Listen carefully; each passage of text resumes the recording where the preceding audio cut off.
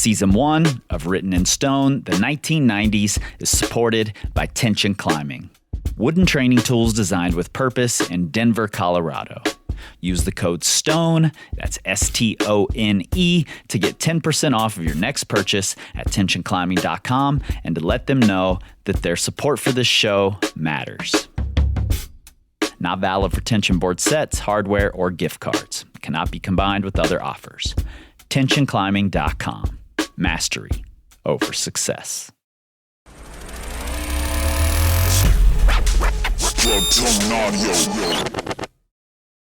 In the 1960s and 70s, there was one athlete. One who commanded more attention than any other. That man was first known as Cassius Clay, later to change his name to Muhammad Ali. And there was one journalist, who Ali trusted enough to open up to. He was the first to stop using Clay, the slave name that Ali wanted to leave behind, and to meet the fighter on his terms. And that alone created a mutual respect that continued for their entire lives. It's an interesting pairing, a journalist and an athlete. The journalist needs to understand, even revere, the sport. They usually don't have quite the same abilities on the field as the subject of the interview, but they have to be seen as an equal, or the interview just doesn't work. And from the late 90s to now, there's been one journalist, who's been in that role for climbing. He went from being a financial economist to teaching to freelance climbing journalism, which of course has to make us question his financial economist role to begin with, but that's beside the point. It's beside the point because since the late 90s, when an interview reveals the things we so desperately want to know about the greatest climbers, when it seems like they're talking to someone they just went bouldering with that day, maybe even just having a conversation with a friend at the crag, whether in writing or audio, from the lowdown to the ledge to the clandestine podcast known as CIA, the Climbing Intelligence Agency, the name on the byline is often the same: Björn Pohl. Björn, welcome to Written in Stone. Oh, thanks. What an introduction. That was crazy. Did I pronounce your name correctly? I'm curious. No. How do you pronounce it? The thing is, it's a Swedish letter, so it's Björn, like learn. Björn. Yeah. Got it. Okay. I tried to listen to several other people pronouncing it, and I suspect it just happens all the time that people mispronounce. Yeah, I mean, I do it myself. So as soon as I start speaking English, I'll say Björn, which is stupid because I'm Björn, right? I love it. Before we dive in here, I have a question for you. If you could send one 1990s climber in their peak form to compete in Paris in 2024, who would it be and how would they do? Wow, that's a good question. Male or female? Either. It would be an American, I think. It could be Chris Sharma. It could be Lynn Hill. It could be Robin, Herbesfield at the time. Yeah, Rabbitoux now. Yeah. Good answers. I think Chris actually is the one who, like, he maybe even started this current style. He was like the forefather of jumping around like a little wild person. So yeah, for sure. But then again, like the difference in lead climbing style is not as big as it is in boulder, of course. So true. Yeah, I still think like likes of Lynn or Robin would do really well. Yeah, I think so. Love it. Well, let's jump in here to talking about Fred Nicole. He's sort of this like mysterious character to a lot of people. He doesn't do a ton of interviews. He doesn't assert himself in the media very often. He just quietly goes about his life, and it's very cool to watch from afar. Back in 2008, you wrote, "No one has contributed as much to and dominated our sport for as long as this 37-year-old from Switzerland. Most and foremost, Fred Nicole is a man of passion and vision. To be a great climber is good, but to go where no one has gone before, to explore uncharted territory, is where true greatness lies." How do you feel about that statement 15 years after writing it? Well, so I mean, he's not 37 anymore. Uh, I wish it but worked that way. yeah, other than that, I think I mean, it's still correct. Of course, since then there have been other names have come up, of like of equal importance. Say the Sure. likes of Adam Ondra, Chris Sharma we mentioned before, um, a few others. But at the time, at least the '90s, I mean, he was the one, right? Yeah, yeah, And I totally. still stand by the fact that going where no one's gone before and to push the limits, that's always a completely different thing than just repeating what others have done, right? Although Yeah. that's important too, but to Mhm. push the limits like Fred's done and then like Adam's done, Nalu Hukataival, same thing there. Mhm. Mm, Yeah, and I think this whole season is filled with folks like that. Like, when I look yeah. back and I try to choose what are the most important ascents, who are the most important climbers of a decade, those are the people I go to, the ones who are Mm, pushing the limits, exploring the outer edges of the sport, and trying to find what's next. yeah. We have them to thank for a lot of things. Like otherwise we wouldn't be where we are in terms of climbing level, right? Yeah, totally. And, back in the 90s, he wasn't just exploring the top reaches of bouldering. He was also at the top of the sport climbing game, which I think a lot of people don't realize. Bain Desang was the third 9A, Mm, maybe the fourth if we count Hubble in there, and the second 9A given 9A by its first ascensionist, which I think is pretty important. yeah. And he was also doing these mega long endurance traverses at the same time as the most powerful moves on the planet.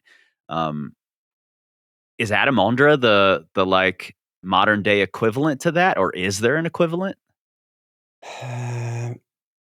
Yeah, and I think we shouldn't forget either that there were other climbers at the time as well, likes of, Ben Moon and Jerry Moffat, who was also doing the boulder Yeah. thing, like they were Yep. bouldering.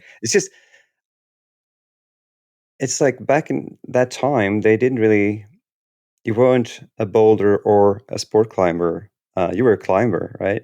Right. Uh, Right. whereas now it's more specialization, although I think that's changing too, because you have the short sport routes that are more close to the long boulders, right? And vice Hmm. versa.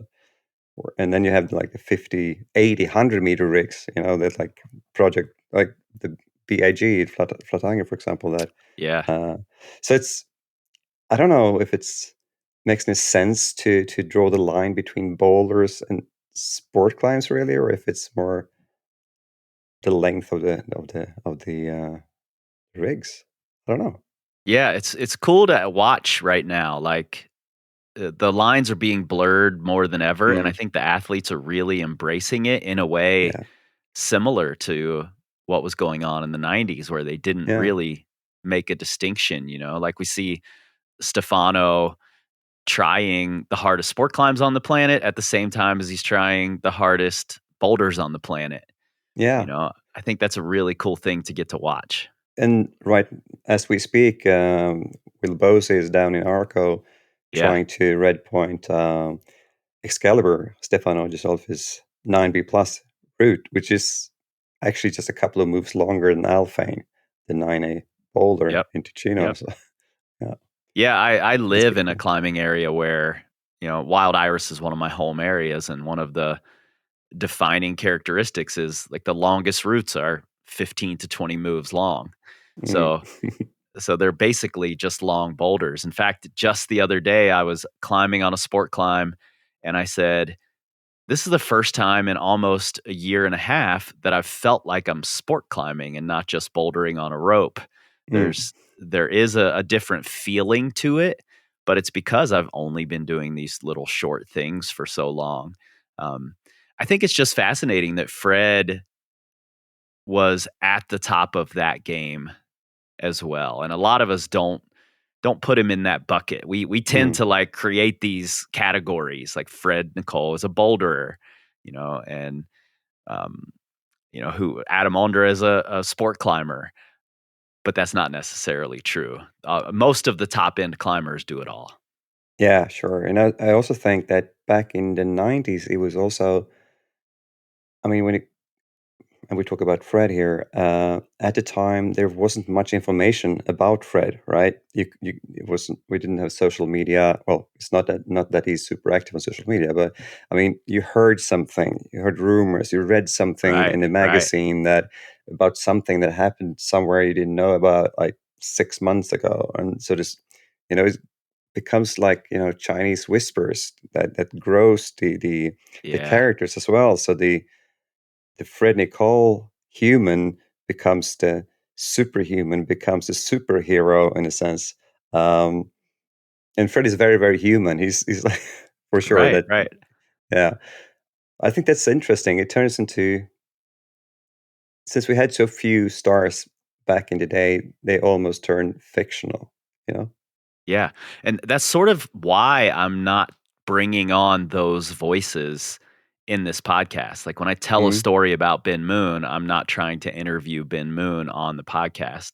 I'm reaching out to these people. I've talked with Ben, I've talked with Lynn Hill. I've talked with mm, Fred actually to get some details to fill in holes in the episode, but I don't want their voices in it because I want to build them back up in that sort of fictionalized way in an era where we get to see everything live.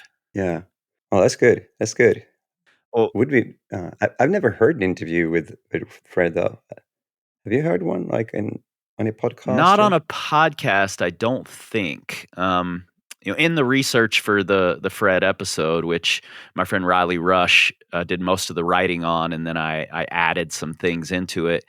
Um, there's an interview with Udo, Mm, um, where he also in a video where he also repeats Raja and Ladance, but it's a very short little interview. yeah. But that's the video where he actually speaks German, Fred. Oh, does he? I didn't even realize that. I was just reading subtitles. Yeah, yeah, yeah. Me too at first, but then I realized, wait a minute. He's actually speaking German, but he speaks German like a French guy, with the hands and everything. So it sounds like Right, French. right. So that's super cool. He's Oh, apparently fluent in German as well. wow, I didn't realize that at No. all. He is a fictional superhero. Yeah, he is. He is. One of the things I've always found really interesting about him is that he seemed to be this, even in the later years into the 2000s, he was still traveling to repeat the hardest boulders. And this was sort of at a time where people were like, instead of traveling to repeat the hardest things, they were just going and doing their own things. Mm, And in the 90s, there was this like Jerry Moffat and Wolfgang Gulich and these guys in the 80s and 90s were going across the world to repeat the hardest things so they'd have a foundation to better understand their, pushing the mm, limits. And Fred was going to all these far flung places and repeating the hardest boulders, like Witness to Fitness in Arkansas. It's in the middle of nowhere in a cave, and he goes to repeat it, which I think is really fascinating. Um, Maybe Burden of Dreams would have been repeated since we brought up Stefano and trying that and Will Bosey. Maybe it would have been repeated years ago if people still had that same sort of ethic. What do you think? I think so, but I think we're again circling back to that. I mean, there are a lot of people who's been to the Burden of Dreams last year, well, actually earlier this year, and also right now. Aidan was there now.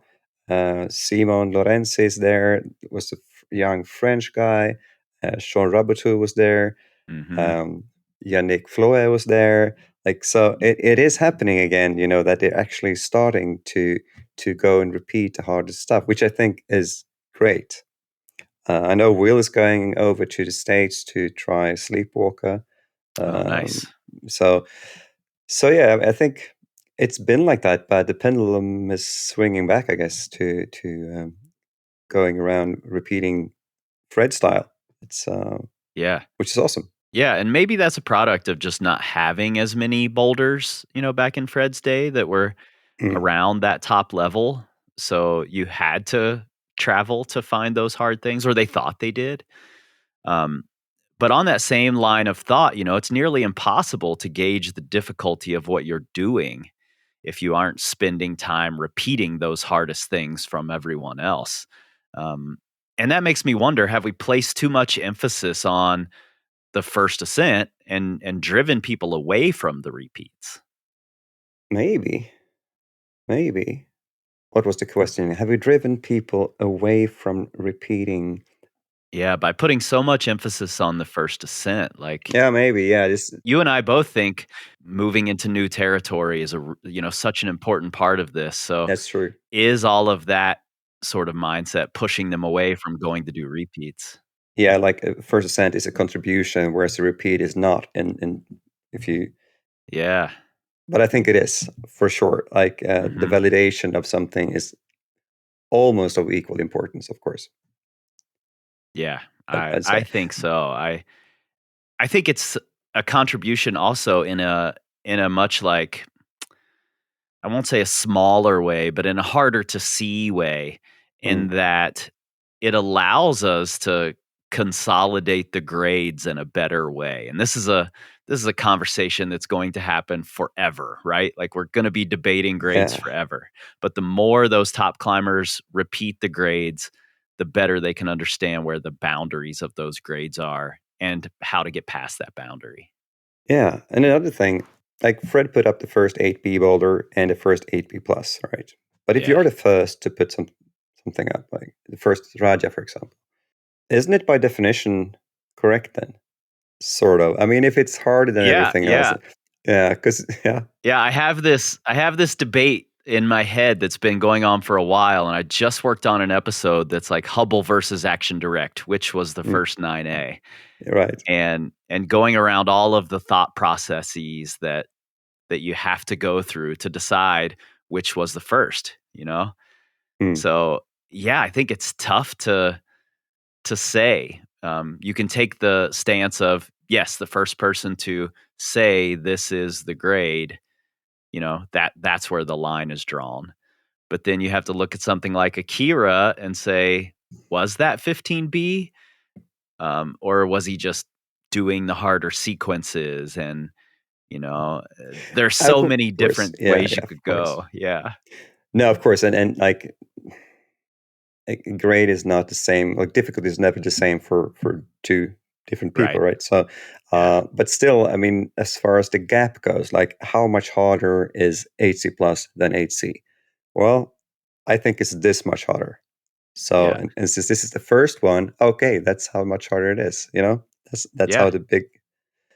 Well, I think it's just interesting to think about that to when someone comes and say that, well, this Fred with Dans de Barrogue, which is it 8B? No, it's the 8A plus. They say, well, it was the first 8B, so it is 8B. Yeah.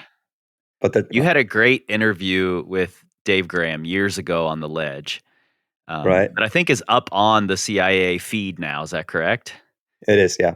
It's the one with Good. Dave Graben and Daniel Woods. And Daniel. Yeah. Yeah. Wow, that one, wow.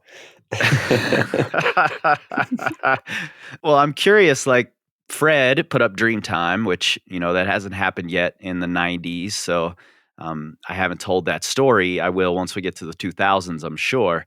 But then later, Dave comes back and says, no, this should not be the standard for this grade. We're going to shift all the grades. And now there's this new standard. Hmm. How do you feel about those sorts of things? What's your opinion on that? Let's restructure the whole grading system. It's such a difficult thing to do, even if it were true. But the thing was that not all seats, 8Cs, were soft. Yeah. Like the paradox is that Dave then goes on to put up a Story of Two Worlds as an 8C benchmark, and that one is now considered soft, Right. like low end 8C. So it's, I don't know, because it has so much to do with beta and styles and and who's to say Dreamtime is not 8C? I think it's considered 8C now again. So Yeah. it's It's a tricky question. we're never gonna because we're never gonna agree on the grades, right? Right. Never ever. They're subjective. They always will be. Yeah, by definition, exactly. So maybe it's a good thing though what Dave did to make us reconsider maybe the grade inflation or whatever was going on, but then I don't know. As soon as 9A came, now we're way ahead of time here. Like, Yeah. but okay, let's just go there. When the 9A boulders came, all of a sudden there were a lot of 8C plus boulders. Right. So I don't know. Back to the 90s, huh? Yeah, it's tricky. The thing I sort of came to a couple of different things that you alluded to there when I was doing the Hubble versus Action Direct episode. Um, one of them is that, you mentioned that styles change. Mm. And I went and looked at the NBA, and the 3-point shot, when it was introduced into the NBA, obviously people can now score more points per basket. And they didn't go back and change the record books. When LeBron passed Kareem Abdul-Jabbar on the scoring as the all-time scoring leader, they didn't go back and say, well, what if Kareem had the 3-point shot? He never had to learn it, and he had it for half of his career. But he never had to learn it in his developmental years because there's no point in shooting from further away. You don't get extra points. That's stupid.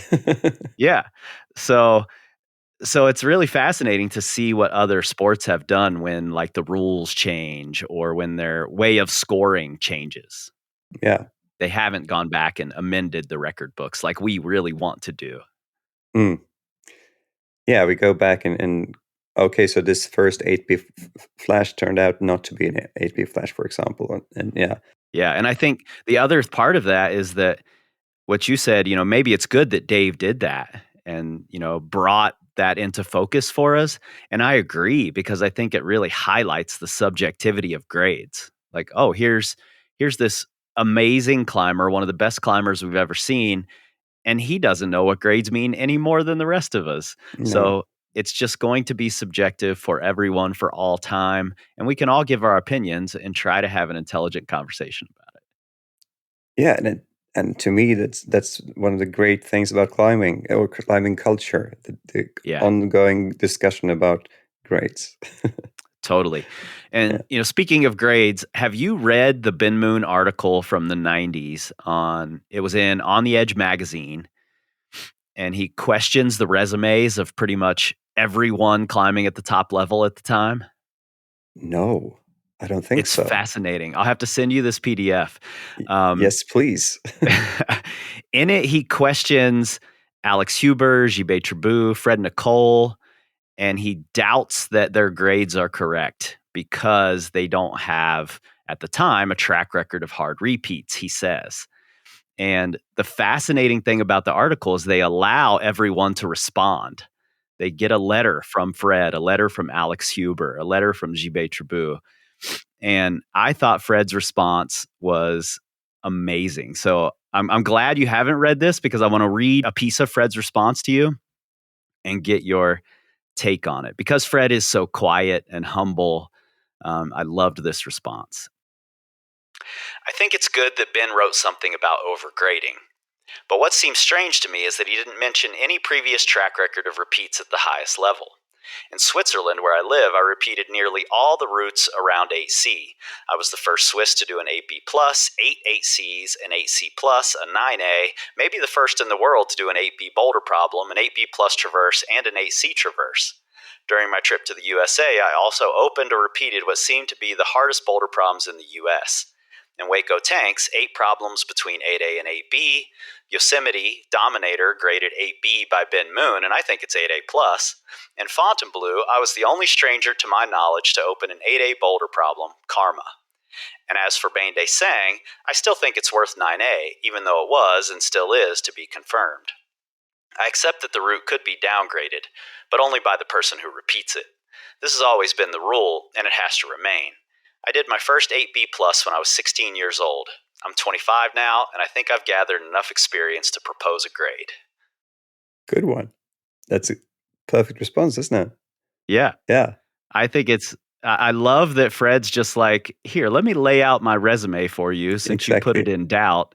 And oh, by the way, that boulder problem in Yosemite that you think is 8B, nah, I think it's 8A plus. Easy. I love it, man. Right. One of the things I've talked with, like I talked to Will Anglin about this a little. Fred had a fairly singular style, as many climbers did back then. You know, Mm. some were a little more explosive, like when Chris Sharma came along. Um, and then others were more static, or, you know, like there's a Francois Legrand is like 3 points on, always moving in control. And then Fred had this very sloth like, Slow. super controlled, slow Yeah. style. Yeah. That's really fun to watch.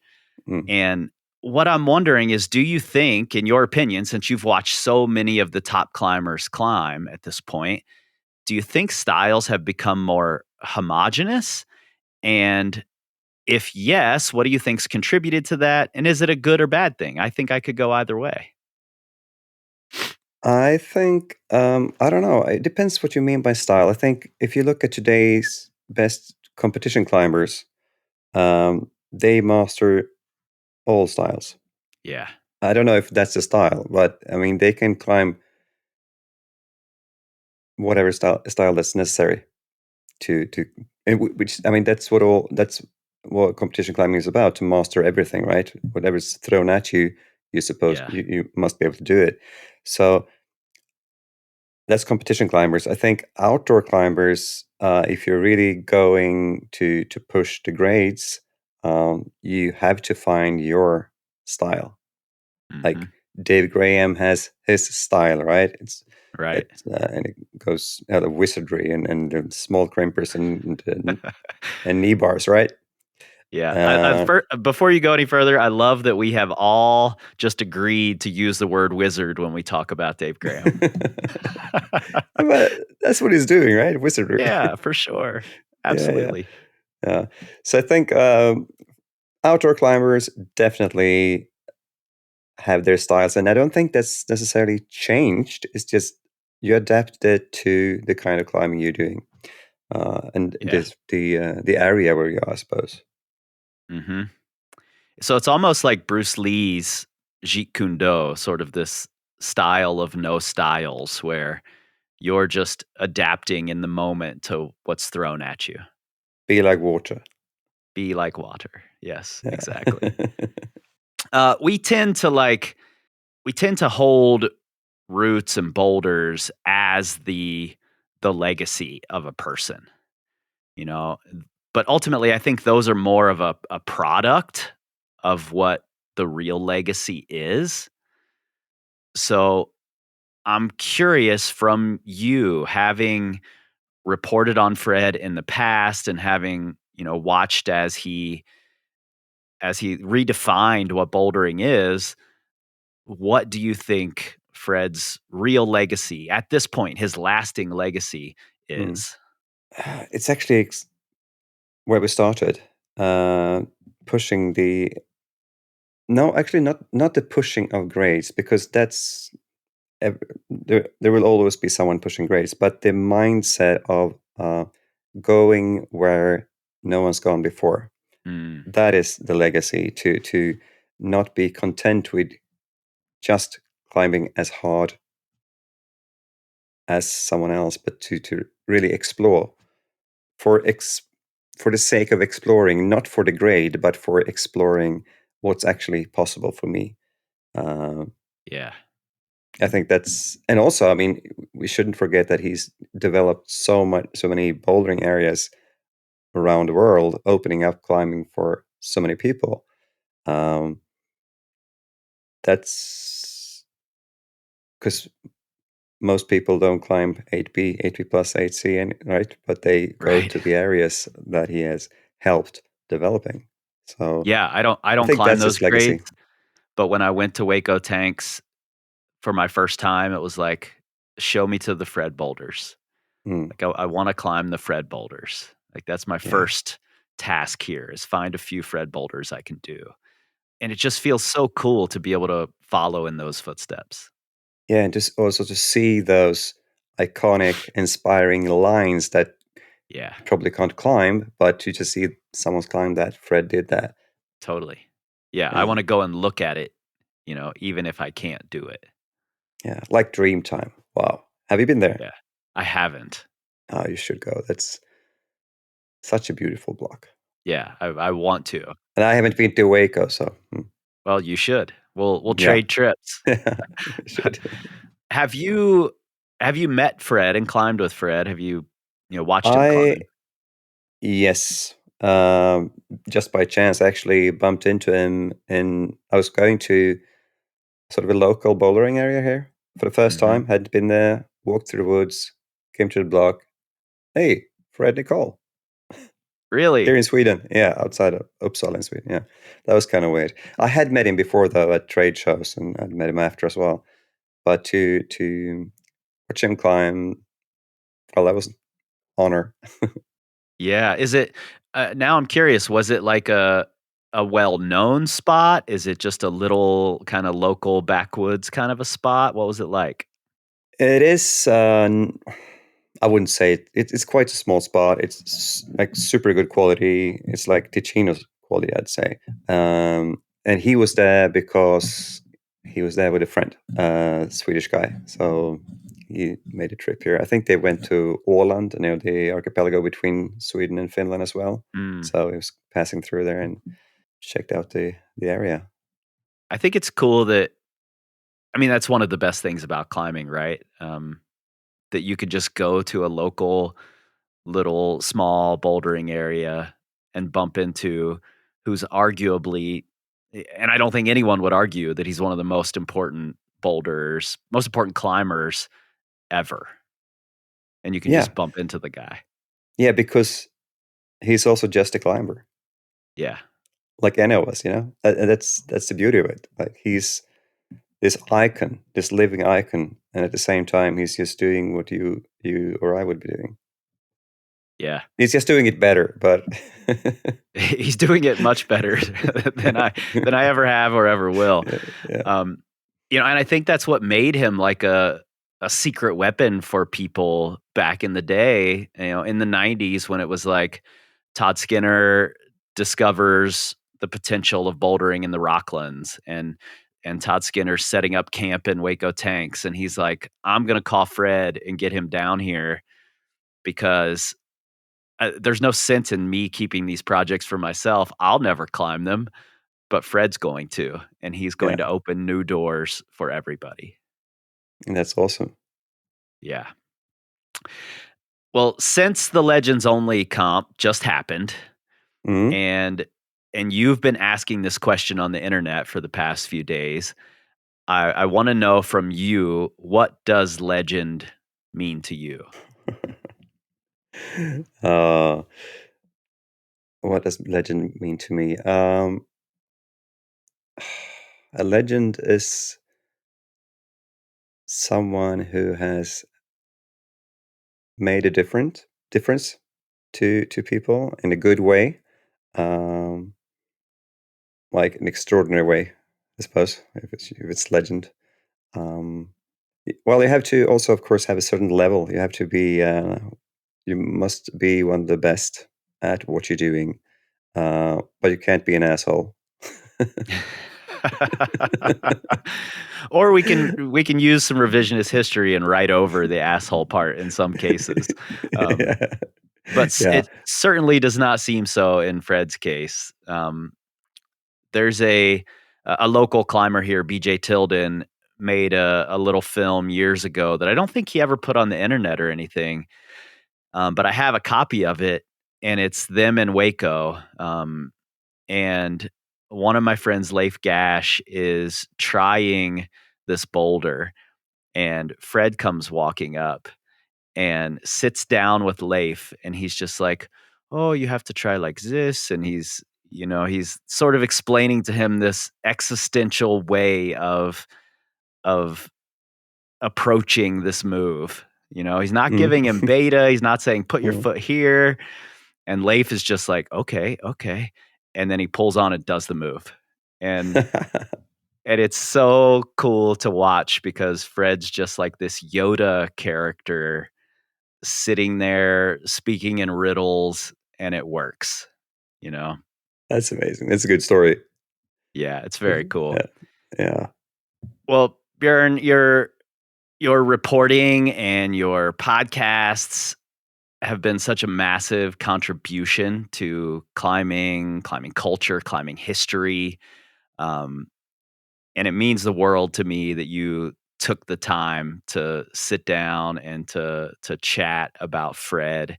I suspect I'm going to reach out to you to talk again when we come to the next season, which will probably either be the 80s or the 2000s. I haven't decided yet. I'm going to do a poll and see what people really want, but my guess is it's going to end up being the 2000s. That seems to be the way people are leaning. But I would love to talk to you again for this thing.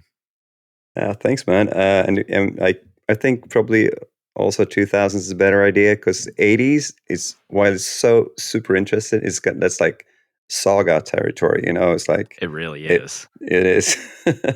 Yeah. Yeah, that's what makes me want to do it is because of the saga of it all. But the 2000s is so, like the 90s for me is the 2000s for the generation right below me. Right. And there's so many climbers who are just like entranced by Chris Sharma and Dave Graham, and these guys led the 2000s. Yeah.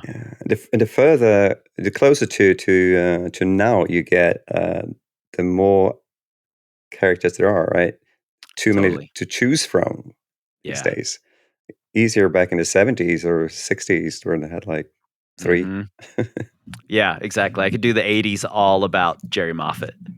Yeah, he's such a funny guy. Wow. Yeah, I can't wait to get to those. Thank you, man. I appreciate this so much. Thank you, buddy. It was a pleasure. Written in Stone is produced by me, Chris Hampton, with help from Riley Rush and Emily Holland for Plugtone Audio, a group of the best, most impactful podcasts in the outdoor industry. At the link in your show notes, you'll find all the things you expect and probably some you don't, including links to Björn's excellent interview podcast, The CIA, which also contains, if you scroll all the way to the start, old episodes of The Ledge. And trust me, you want to do that. And look, this show is 100% rooted in the facts, but like Todd Skinner always said, never let the truth get in the way of a good story. If you love what you're hearing, give us those 5 stars and a glowing review and tell everyone you know, at the crag, at the gym, follow the pod on your friends' phones and share it all over your social medias, and together we can tell the stories of climbing's most important ascents, one decade at a time.